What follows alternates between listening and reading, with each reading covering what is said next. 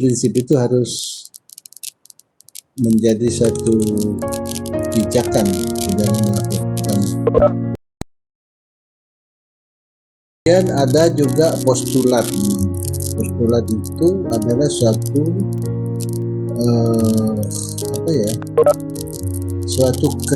suatu pijakan kita sebagai titik permulaan di dalam melakukan kebenaran. Jadi postulat itu merupakan asumsi dasar yang kebenarannya kita terima tanpa dituntut pembuktiannya. Pokoknya kita terima saja. Misalnya Anda mau lari pagi maraton, memutari satu lapangan, mau lari kan, kalau mau lari itu mau berlari berputar gitu pasti dia harus ada starting point-nya kan, starting point, dan Anda harus mengambil suatu starting point, ada satu titik permulaan melangkahkan kaki larinya. Di mana saja terserah Anda. Lalu Anda mulai dari suatu titik, kemudian Anda lari maraton. Nah, Anda menetapkan dari satu starting point, titik permulaan itu adalah postulat namanya. Mengapa Anda mulai dari situ? Tentu ada penjelasan, ya? Tentu ada penjelasan. Tapi penjelasan itu bukanlah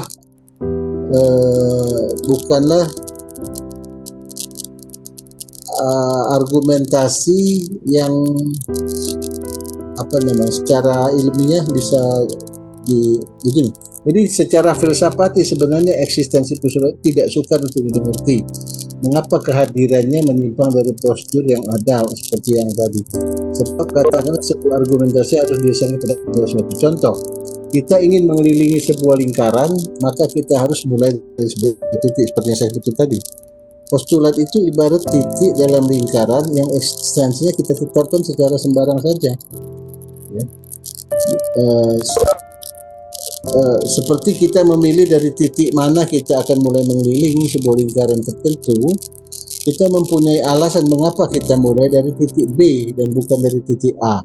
Namun sebagai postulat, maka kita tidak membuktikan bahwa titik B adalah benar dan titik A adalah salah. Jadi begitu, itu postulat itu. Jadi pokoknya dari sini aja gitu. Gitu. Nah, kemudian yang asumsi ini adalah sesuatu yang menjadi anggapan kita, lalu kita mengambil suatu kesimpulan untuk kita lakukan. Jadi asumsi itu pernyataan yang kebenarannya secara empiris dapat diuji. Ya, contoh, kita dapat mengambil cara orang mengemudikan satu di jalan raya. Misalnya orang itu beranggapan itu artinya berasumsi bahwa keadaan jalan raya pada waktu pagi buta itu adalah aman disebabkan jarangnya kendaraan yang lalu lalang. Maka kemudian orang itu akan mengendarai mobilnya secara kurang hati-hati. Itu asumsinya bahwa jalanan adalah aman. Jalanan aman yang dia asumsikan itu kan bisa dilihat kan, bahwa misalnya pagi-pagi buta itu memang sepi gitu. Jadi karena sepi, maka sedikit orang berkendara, kita jalan lebih lengang dan Anda bisa dengan kecepatan tinggi melaju gitu kan. Itu satu. Tapi sebaliknya mungkin orang lain dapat mempunyai pendapat yang berbeda meskipun asumsinya sama bahwa jalan itu lengang memang pagi-pagi itu. Tapi kata orang yang asumsi berbeda ini, karena lengang itu maka masing-masing orang memacu kendaraannya dengan cepat dan kurang hati-hati. Oleh karena itu jalanan tidak aman, ya tidak aman. Karena makin, terutama misalnya suka kalau Anda pergi subuh-subuh gitu masih gelap-gelap gitu, ya orang sering melanggar kecepatan tinggi, melanggar lampu merah misalnya, sehingga banyak sekali terjadi kecelakaan pada pagi-pagi. Nah, asumsinya sama, tetapi menimbulkan perilaku yang berbeda. Jadi asumsinya itu bisa bisa dibuktikan. Baik, saudara, cukup sampai di situ ya. Nanti kalau ada yang mau komentar boleh. Masih ada 2 menit waktu. Ya Pak. Lebih sedikit. Ya, silakan. Ya. Faisal, oke. Enggak. Oh, siap. Enggak ya. Oke. Ya, oke. Apa? Idam, Pak. Idam, silakan. Idam. Ini Pak, saya kan tertarik dengan pembahasan Bapak tadi mengenai yang Bapak berencana masuk ke PKS gitu kan. Tapi tujuan betul kan pengen berkuasa gitu kan, pengen masuk ke lingkaran kekuasaan gitu Pak. Iya. Tapi kan ternyata dapat sentimen negatif gitu ya, artinya tidak disupport, tidak diapresiasi gitu terhadap lingkungan. Iya. Iya. Yang saya lihat itu kan bagaimana Bapak saat ini bisa menggambarkan keadaan saat ini mengenai keterkaitan antara kekuasaan intelektual itu dan juga dengan moral itu ya. Moral itu kan dalam sejarah filsafat kan terkait dengan doktrin gereja ya Pak ya, doktrin gereja ya. Kalau intelektual itu kan terkait dengan cendekiawan, dengan kekuasaan kayak gitu kan.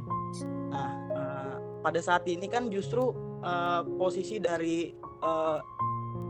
intelektual itu kan tidak tahu arahnya di mana Pak saat ini Pak. Kalau dulu kan intelektual itu pernah berkuasa bersama penguasa gitu ya, pernah bersinergi gitu ya dalam sejarah filsafat itu.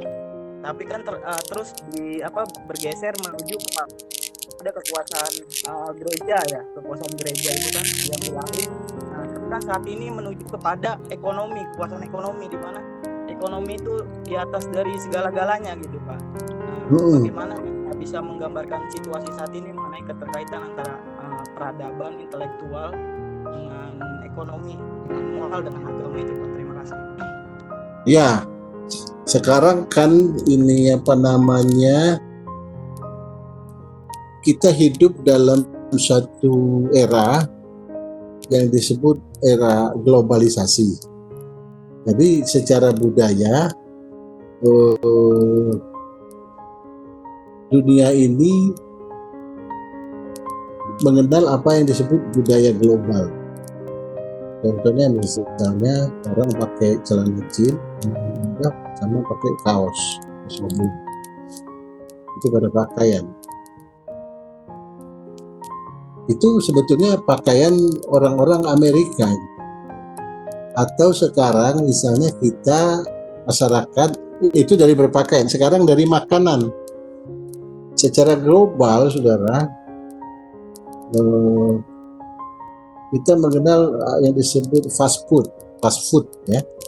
Ada McDonald, ada fried chicken Kentucky, ada Burger King, semua itu merek ada. Kalau di Amerika itu KFC itu tidak lebih terkenal dari McDonald, tapi kalau McDonald itu luar biasa. Dan itu menyentuh selera kita, ya, menyentuh selera kita. Mengapa kita atau anak-anak muda ini tertarik dengan fashion, dengan dengan taste, dengan makanan yang begitu? Padahal tidak ada paksaan kan? Mengapa begitu? Karena itu ada argumentasi logis dan praktis. Pertama, kalau misalnya pakaian itu praktis, sudah pakai jeans, kadang-kadang nggak usah dicuci, jadi menyenangkan satu. Yang kedua, ada kemudahan, praktis, dan ada status sosial di situ. Saya makan McDonald itu tahun 1989 ya. Pertama sekali makan McDonald itu sambalnya dengan ayam gitu. bagi orang kampung saya aneh itu rasanya kok manis-manis, asam-asam, asin-asin, nggak jelas di lidah gitu.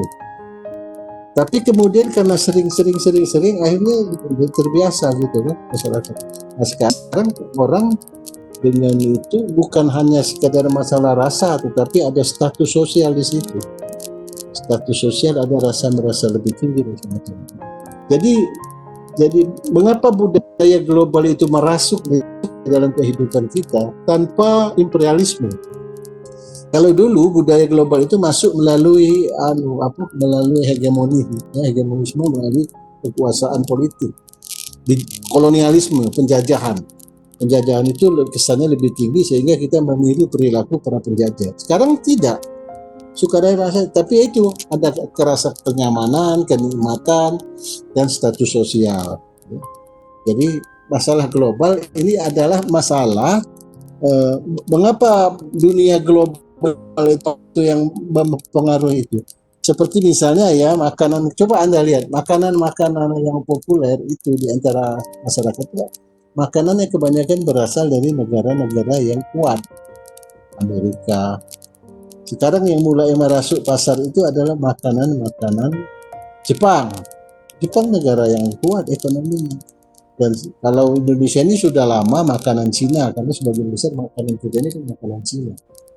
Kita ini bangsa Indonesia ini sudah ada di pikiran dan tradisi itu banyak dipengaruhi India dan Arab, tapi kehidupan sehari-hari banyak dipengaruhi Cina. Makanan kita itu bawang putih dan itu Cina semua. Nah itu. Jadi, nah sekarang saudara kaitannya jadi dengan masalah intelektual dan politik Indonesia. Politik Indonesia ini kan politik yang postkolonial ya. Saya harus berbicara tentang postkolonial, negara yang bekas dijajah. Negara yang bekas dijajah itu memiliki suatu kondisi inferiority, sikap inferior, rasa rendah diri dan rasa tertinggal. Nah, terus ada semangat untuk mengejar ketertinggalan, sindrom mengejar ketertinggalan.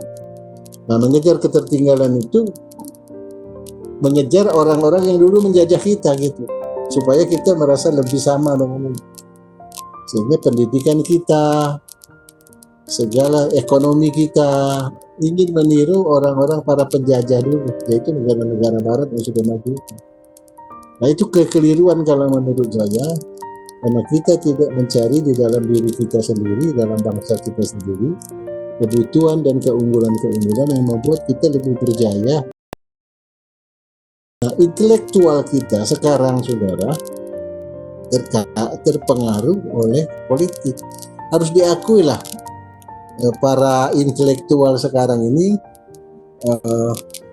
dosen-dosen misalnya, terus rektor-rektor itu lebih banyak cari muka pada akhirnya untuk menjadi pejabat, karena itu tidak mandiri. Apalagi sekarang ada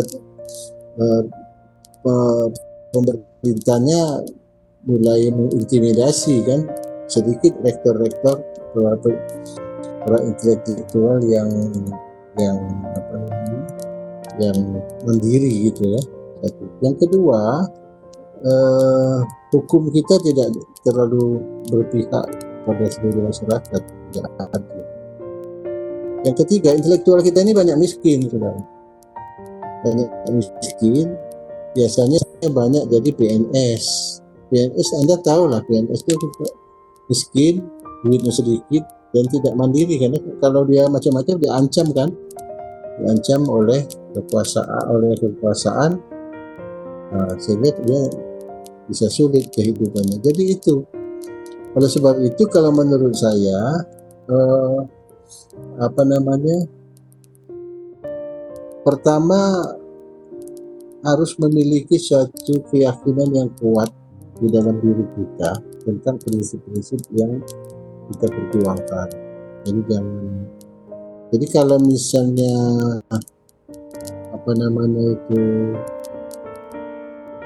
kita pada posisi intelektual, ya kita harus menerima situasi intelektual itu seperti itu. Artinya jangan berpikir mau kaya jadi pengusaha, jadi karena nanti ya itu akan merusak. Jadi kalau misalnya kita tidak berani, kita diam saja. Jadi diam, jangan mendukung sesuatu yang jelas secara ilmiah misalnya tidak baik ya, tidak baik.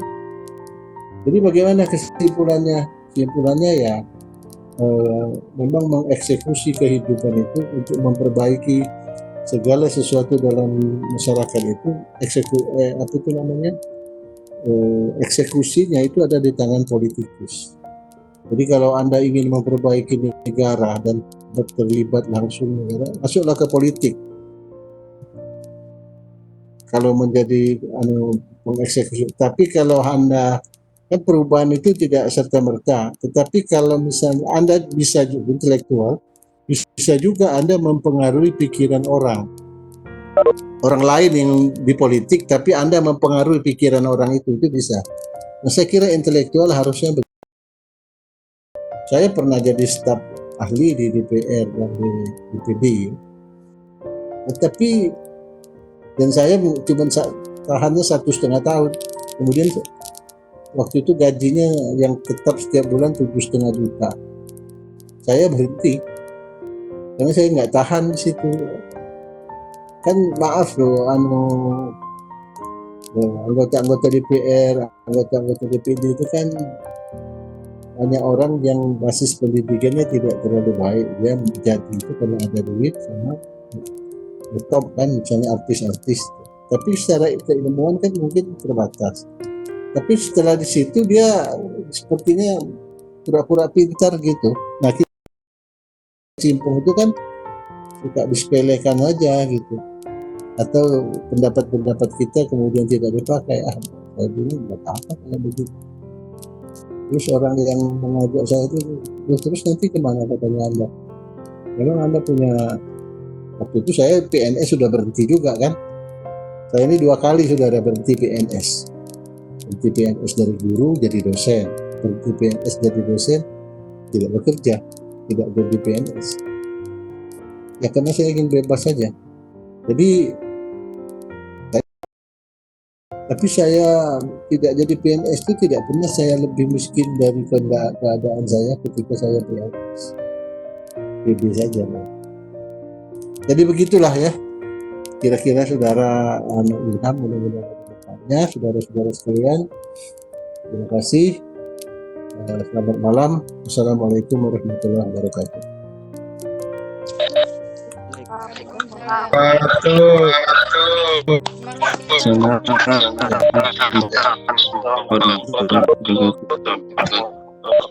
Terima kasih.